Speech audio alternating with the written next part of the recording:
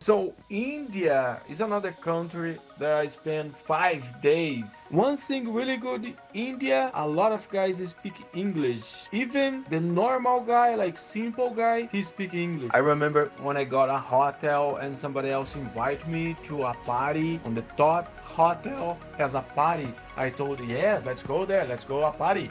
So when I get a party, has no has no girl, no one. And I asked the guys, hey, where's the girls? And they told, hey, is not allowed to come a bar or nightclub or place like that. So only men, and they dance a lot, they be crazy, like dancing, they are so happy, but there's no girl, there's no woman. I thought, oh my god, I can't believe it. You crazy? I just left the place and come to my room.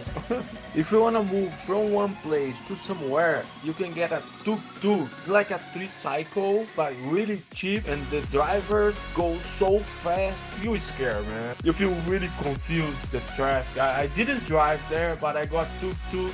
Always I'm scared a lot. I was step on the brake, but I figured out, oh, I'm not driving, somebody else driving. How can I brake it? How can I go slow? That's a little bit crazy. They horn pedestrians. There's no one who are right, who are wrong on the street. I went to a poor area, so I saw a really, really poor area, guys. So the bus has no glass. If it's raining, everybody get wet. So I know India has amazing, beautiful place, but I couldn't visit. So another thing really hard, if you wanna get a food from a restaurant or somewhere, it's really hard to find a knife, fork, spoon. Sometimes you have to put your hands on food and eat because there's no knife, fork, spoon.